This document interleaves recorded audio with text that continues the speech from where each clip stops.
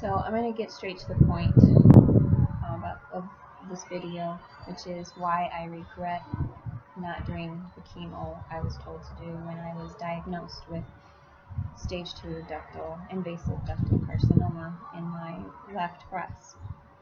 I was 33 years old. It seemed like that is when everything for me, for my life, was starting to look good right before I was diagnosed. So I didn't want to do the chemo, and I regret it, and I'll explain why. So, what was it, like 7 years ago now? I'm 40 now, and at 33, I was told if I did not do this chemo, the chances of me passing away from that cancer is very high. And so when I was diagnosed, they first took the lump out, and then they had to do a re-incision because the margins weren't clear. So they did a second incision, and that's when they told me that I would need chemo because they found a whole lot in my lymph nodes. And I was obviously okay with doing the lumpectomy, and I couldn't fathom the thought of going through chemo. I know I would have done it if it had happened to me, if I was much older or if I was much younger. But at that time, I felt I didn't want to stop everything that was going on in my life because I felt I was very stupid. I felt like that was my last few years of being young. I felt like once you got close to 40, then that's it. And I had just gotten out of a relationship that was not too great, and I wanted to find that relationship before I was 40 that I could stay in and be in and be happy. That was like stupidly my main focus, was finding a person that I could be with and be good to and just be happy with. And I felt like losing my hair and a certain part of my health and starting over, being hit financially hard, everything. I felt like if I had gone through that, I wouldn't recover from it, which I don't understand that thinking now. I know why I made that choice, but looking back on it now, it was just so stupid. So I regret it because every year after that, there has been an issue with my health because of not doing the chemo. 2013, I was 33. They did the lumpectomy. I refused to do the chemo. That following year, I was 34. The cancer came back and took over my whole left breast. So I did a mastectomy and a reconstruction of that. That was when I was 34. At 35, I found out, so at 34, it became stage 3. At 35, it became incurable. It turned into stage 4 because it was found in my bones. I was having pain in my left, hip, pelvic area. They did a biopsy and found that there was breast cancer in my bones. Following year from that, it was hurting so much. They did targeted radiation to that area, which helped a lot. I haven't had pain in that area since the radiation. But they also saw some mass or something in my ovaries. Why they didn't biopsy that, I don't know. Looking back on it now, I have no idea why they didn't. But I had my ovaries removed because they said that would be good for the type of cancer that I had, to slow it down because it's estrogen positive. It feeds off of the estrogen in my body. And when I was reading up on the side effects of getting your ovaries removed, it said night sweats, can't sleep, certain things that I felt I could deal with, that was fine. Other than not getting your time a month every month, it's horrible. The side effects of being put into early menopause is worse than normally being in menopause. It's 100 times worse. The hot flashes, they're not just, oh, okay, you get hot. Anyone that has the hot flashes will tell you it's horrible. I can't even explain it. It's like you're sitting inside a sauna for hours from the inside out. Like you're burning up from the inside and then to the outside, and nothing can cool you off. And it happened the hot flashes are happening over and over and over and over and over again. I'm finally getting to the point where I don't have them as much during the day. At night, I still wake up all the time. Can't sleep. And when it said you can't sleep when you're put into menopause, I thought, oh, well, I never had a problem with sleeping and it won't affect me. I did not know that there's literally a chemical in your body that makes you sleep. And when it's taken away, you just don't sleep. You can, but it's constantly interrupted. You just don't sleep at all, which is bad if you're trying to stay healthy because you need your sleep. There's many other side effects that I regret having my ovaries removed. So that was when I was 36, 2016. Ovaries removed, the radiation, and now, and then it's hard to explain. So ever since they found the cancer expected in my bones, they've been finding little lesions in other parts of my hip area and pelvic area constantly. Like, just there's one here now, there's one there, there's one there. And I still wasn't at the point where I regretted. I mean, I regretted, but not a whole lot. And now I'm at the point, gosh, I never wanted there to be a time machine more so than, it's just crazy. So, if you're going through this, if you're being told you need to do chemo and you're young and you're like, I don't want to do it, maybe I can do other things, I'm telling you, the price you have to pay for not listening to the doctors is horrible. At this point, there's a tumor that is growing and growing and growing, and that's in my lumbar spine area, and it's pressing up against the spinal cord nerve, and that causes so much pain to the point where it's just constantly on your mind and you can't get over the pain. And pain medicine, it might lessen it a little bit, but it's always there. And now they are talking about giving radiation to that area. I've already had radiation twice, when they first found the bone cancer, and then also maybe, I think it was 5 months ago, my right side started hurting more than the first time, and my left side started hurting. So they had radiation to that area. Didn't help at all. Still hurts. I don't know. Come here. But the pain in my spine, the nerve in my spinal cord area, that's what got me. That's what's getting me. That's what's making me regret it. And I'm making this video because I don't want all this to be in vain. I want to be able to help someone not make the same mistake I made.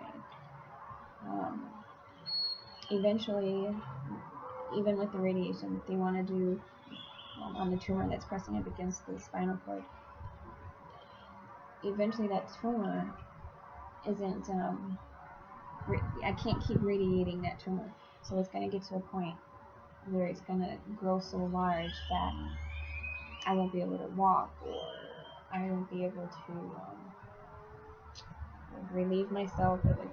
I'm going to have retention, bladder retention, urinary retention. There's going to be so many things that's going to happen to me because of my mistake when I was 33. And I wouldn't wish this on anyone. I never used to talk about this to anyone.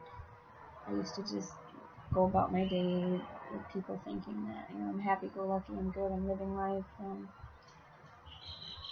But it's definitely taken a toll on me mentally and obviously physically. But mentally, I'm so mad at myself. I feel, anytime someone does find out that I have cancer,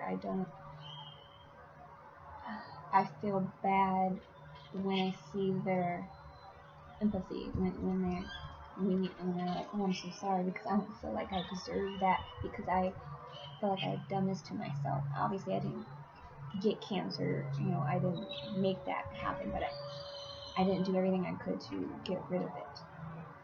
And so I don't feel like I deserve anyone's sympathy. And I feel like I was being super selfish. I'm a single mom. I have a daughter who I don't feel like there's anyone else out there that can be there for her the way I will be there. Oh my gosh, I didn't think I was going to start crying making this video. I know that there's no one else out there that will be there for her the way I will be there for her, to continue on their, making the right decisions with every aspect in life. And so I think I was just in a fog when I was 33. Everything good was happening to me at 33. I felt like, I graduated college late, but I did finally graduate college, and I felt like my career was going to be going somewhere. After getting out of that long-term relationship, I finally felt good about myself. I didn't feel good about myself in that relationship, and when I got out, I just started feeling good about the relationship, and I started feeling good about myself, and I was looking forward to everything. I was looking forward to, being married and having my own house. That was the other thing. I felt like I wasn't going to ever be able to afford to get a house with everything that was happening with my health.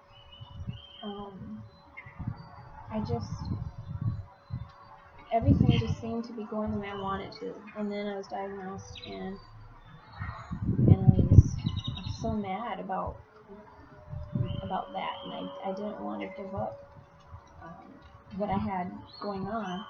But in reality, I haven't been able to do anything since the diagnosis, because every year there's been something holding me back because of this health thing. And now at 40 years old, I'm thinking about my mindset at 33, how I thought, oh, we're 40 and that's the end of everything we want to do that's fun. And the things that were important to me then aren't important to me now. Like, what's important to me now is, being able to do things that I love. Salsa, I love learning salsa and dancing and learning that stuff. I can't do that now. It inflames internally, and I start hurting for weeks after I do the simplest of things. Also, I thought, dating would be hard at 40, and it's hard now because of everything else going on. Who's going to want to be with someone that has stage 4 cancer and is going to die? And I appreciate my friends more, and that's what I love about life now, is making friends and being around my friends, and planning trips and just living life. And I can't do that now because I never know how I'm going to feel. There's some days I'm okay, the pain is there, but I can function and go about my day fine. And those other days, I just want to lay in bed and be all rosy because the pain is so bad. So I can't even plan anything. So yeah, and of course my daughter, she's getting ready to go to college. She's still in high school, and I enjoy, talking about colleges with her and doing research on colleges and opening up college acceptance letters. And I've worked so hard to get her to the mindset of college coverage, career, focus. And there's days I can't, enjoy certain things with her. And I know things could be worse right now, and I'm trying to live in the moment, and believe me, I tell myself all the time to live in the moment. There's nothing you can do about it now. But it's hard to have that mindset all the time, especially when you're in a lot of pain. I try to tell myself it could be worse, but when someone's in a lot of pain, you can't tell them, it could be worse, because it doesn't make the pain any less. You're still hurting. And so yeah, I mean, if you're watching this and you're thinking about not having chemo, trust me, it's worth doing it if you really look at the longevity of it all. And if you're young and you feel like you're gonna spend your last years of youth and you don't fighting cancer before you're better, it's worth it. I would have had to maybe endure maybe a year of getting through chemo, and then maybe a year of overcoming all the side effects. So, but life does not end at 40. Things are better. I'm more confident. I'm more aware of what life has to offer. And I wasn't at 33. And if I had been, I wouldn't be making this video right now. I'd be living life. And so I hope whoever's watching this video, you try and contact me, or if you want to talk more, but please do the chemo. Please do the chemo. You do not want to end up like me. And it's only going to get worse. And you're just going to regret it, because you're going to realize just how